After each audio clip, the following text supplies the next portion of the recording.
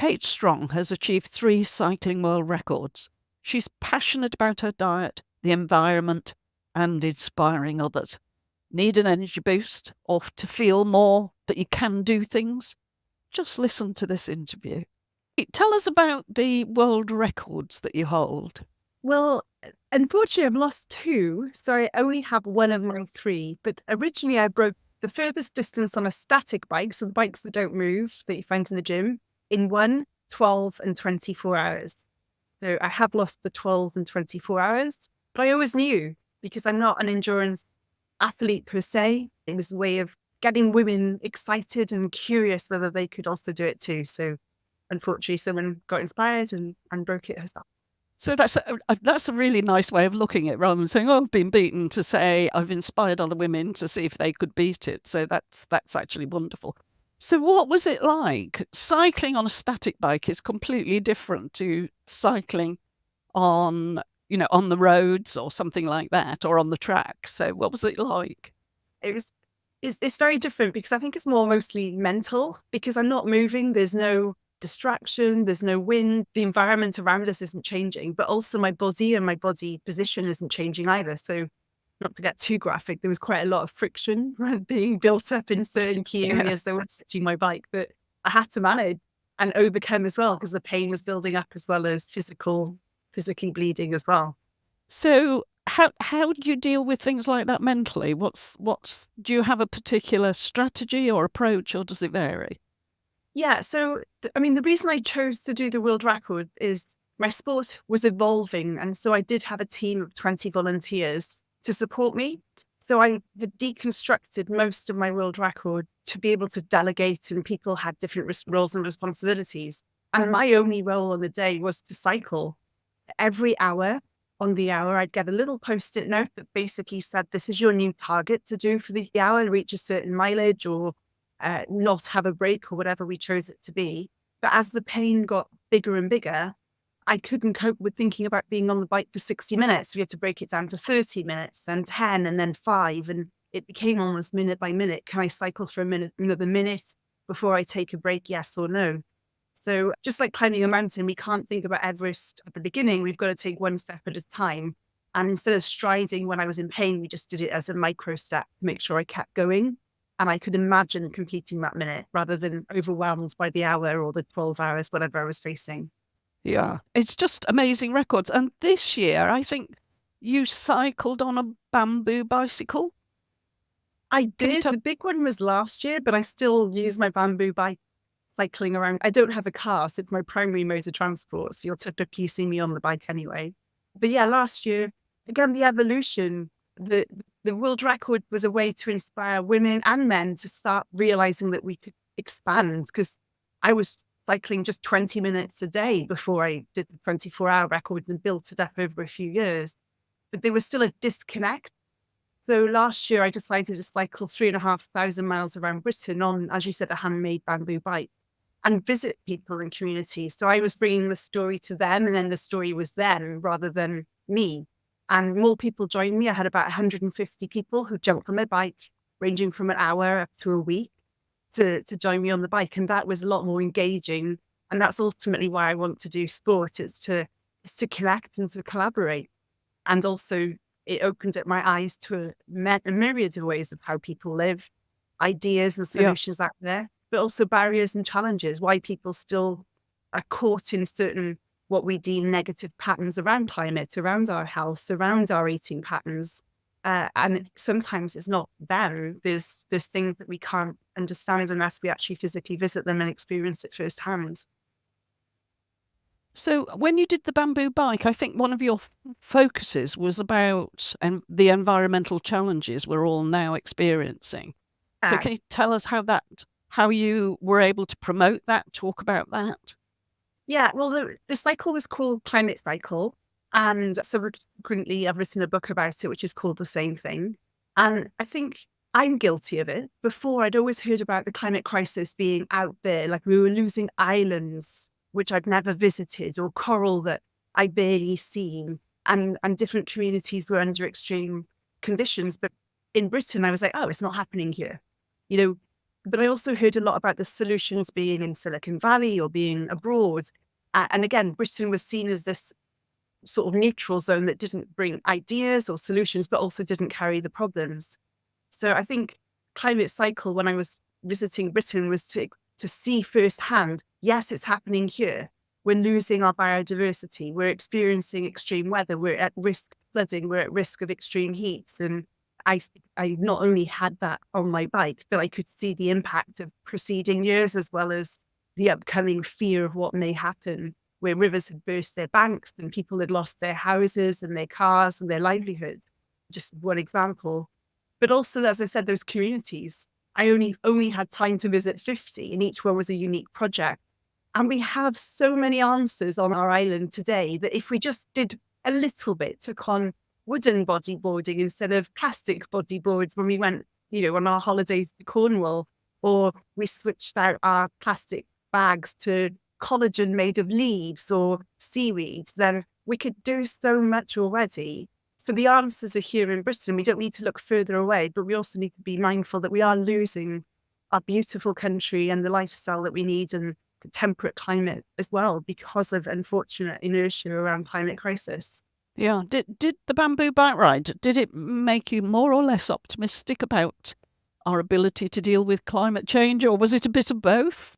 My emotional journey on that trip, some days I was flying high thinking that we were going to take on the world and the world was saved. And other days I was in a very dark place. And it was just the hills represented exactly how I felt. With honesty, I haven't found we've got the answer. We're on track. My last day when I finished outside Parliament Square, my hope or my dream was after 90 days on the road, I'd sort of cycle into London and see the Prime Minister waiting there, signing a document about, changing and supporting our environment, and hundreds, if not thousands of people present. And there were thousands of people present, but they were protesting against abortion. So it broke my heart realizing that nothing had changed.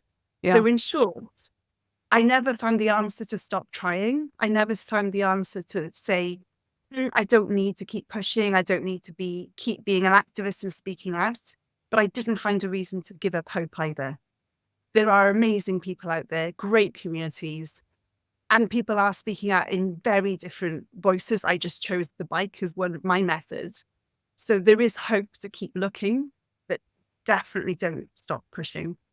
I know, as well as focusing on climate change and trying to prevent all this big, dreadful environmental stuff that's going on, you also are whole food plant-based. I think you've been for maybe 10, 12 years, is it? 10 years this year. 2024 is my decade anniversary. Right. And so why did you change your diet? What was your thought processes for that? Well, I look back and I can't believe I didn't join the dots before, because I'd done environmental engineering in university. I'm a kid for animals, but never thought about the impact of the food I was eating. I bought into the lies that we've all been told by our parents, by school, by society at large, and by the fake advertising as well. The thing that got me was I started to run. And I had asthma at the time. And I also owned a guest house, which meant I had quite a lot of different personalities and people passing through my life.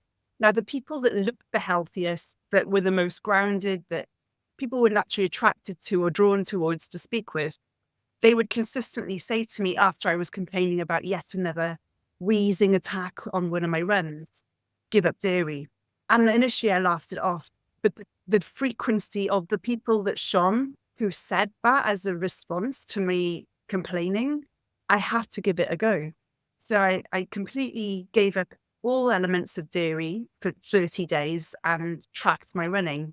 I didn't need 30 days because within a week I was running cleaner, faster. My friends used to be able to hear me around corners and know I was coming. I'd stealth them and them up before they even heard me. But I also had side effects of, my skin was cleared up, my eyes were bluer, and I just felt better.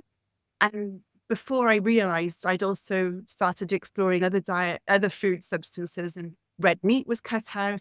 So my first reason was for my health. And then we learn about the ethical way animals are tracked treated, and there is no way that I could have ever endorsed that moving forward. And then the environmental impact. So the house of cards of fragility of why I was eating what I was eating just suddenly fell away. And yeah, but the first reason was for my health. And it's a shame it wasn't for more moralistic reasons, but that's the reason why I gave up eating dairy initially. I mean, I guess the animals don't care why you stop eating them or drinking their milk. They're just happy, it's good that you've stopped. Talking to people, interviewing people, I find a lot of people start with the health reasons. They give up something, somebody's recommended, just like you say. They give up something, they find they improve, and then they start to then think about the idea about that it involves animal suffering and things like that. Mm. When you talk to people about the health benefits of giving up dairy, are people resistant or are people intrigued? What happens? I think it depends on the person. I think I really, really admire people, and mostly vegans, who have put their discomfort behind the thing that's right for animals and the planet. Majority of people are like me, or are like who I was, which is hedonistic. Unless there's a benefit for me, I'm not going to change. So when I do talk about my reasons why the health benefits of giving up dairy and meat, only when asked, may I add, I try not to be a preacher because no one likes to be told that they're wrong. I am met mostly with resistance because we've read the reports, we've got governments that recommend it, we've got doctors that still say we need it for healthy bones and iron. It is very hard to cut through that as an individual. And I do my best to quote scientific proven reports. I try and remove my emotions and my opinions and just lean on the data. I'm an ambassador to plant-based health professionals because they are medical professionals. This isn't me with my agenda because the carrot industry is paying me to secretly push greens and carrots.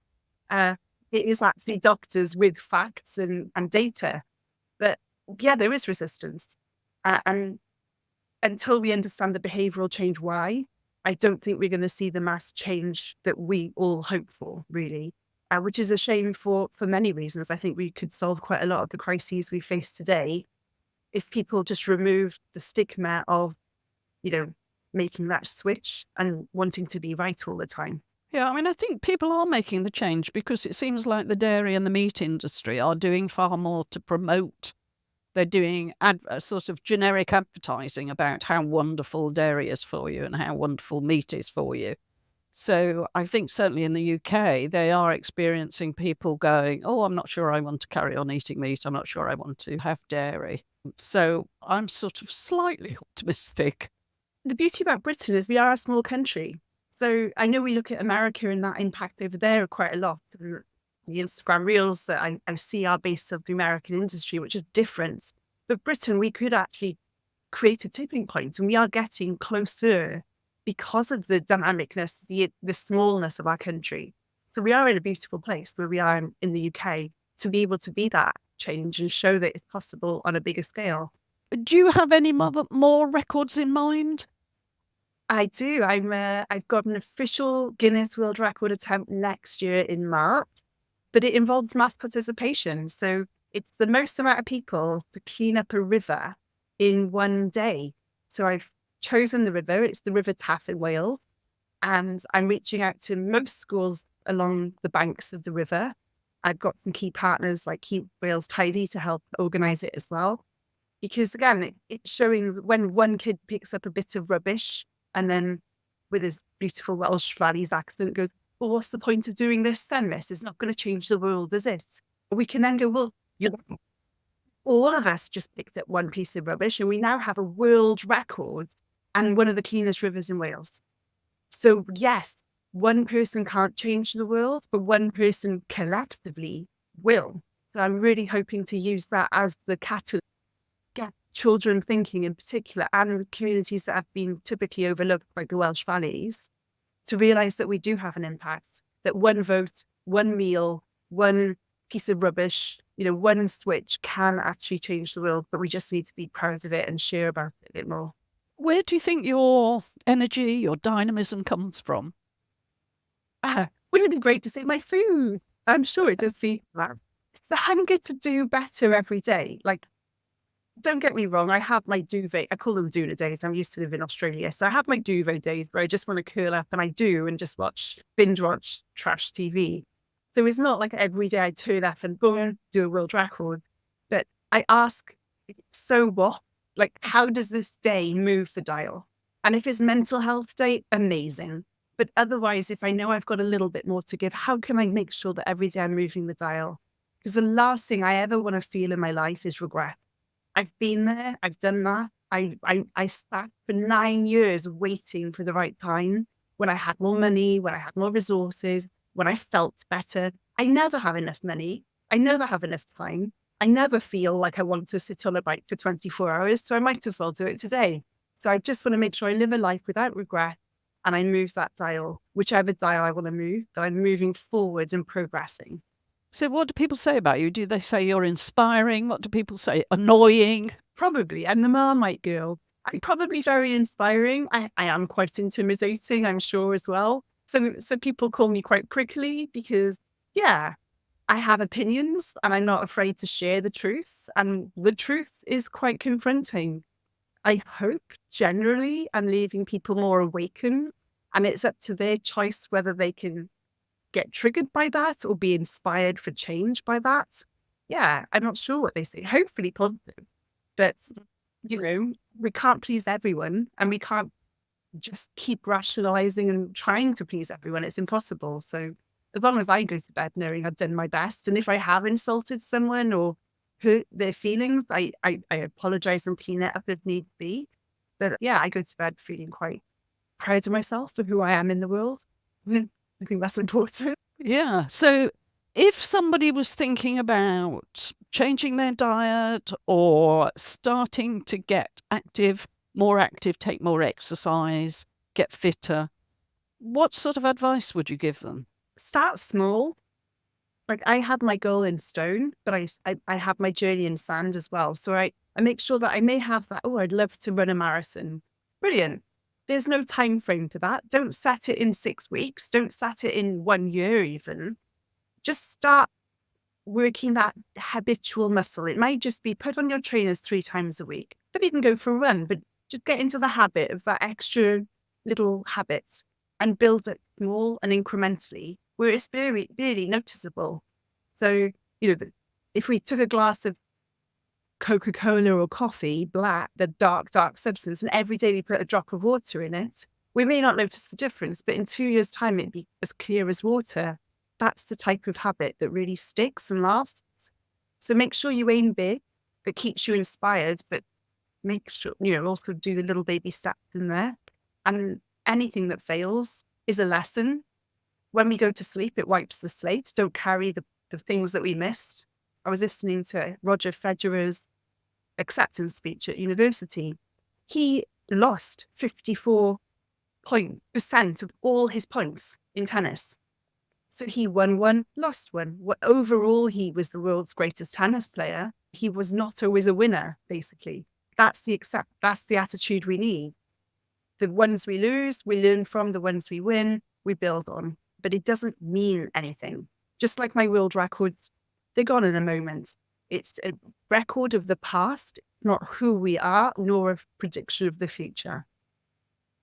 Yeah, I love that expression. He who never made a mistake never made anything. And that's basically, I think, what you're saying. Making mistakes is an integral part of life, and trying to avoid that doesn't work at all. It sounds like we're outside our comfort zone. We're in a space we've never been before. Of course, we're going to make mistakes. So it's about just learning from them. If we make the same mistakes repeatedly, then maybe we need to have a little conversation with ourselves. But otherwise, it just doesn't mean anything. It's have fun. And what about eating? I mean, if people want to move away from dairy, away from meat, towards a healthier diet, how would you recommend they start with that? I would just recommend making small steps again, easy wins. It may just be switching out your cow's milk to oat milk, making sure that we also set ourselves up, like, buy a stash. They do last long, so make sure we don't run out, because it is the default. It's when we are in stress mode, do we sort of revert back to how we used to be? So switch out milk when you have your tea and coffee, and go out for meals. Find those simple ways and explore. Like what I found is I could no longer cook how I used to cook because it was a very traditional British animal product and two vegetables. So I got curious about South Asian and East Asian cuisine, which was a lot more dynamic, but there was no lacking, there was no comparison. So I try my best not to have meat alternatives just because I want to enjoy the meal for how it is, not to try and replicate what was. So I love stir fries, I love curries, and there's no space for meat. So I don't miss it at all. So I'd recommend people just get curious about different countries and cultures and how they can cook differently rather than repeating with a slight twist.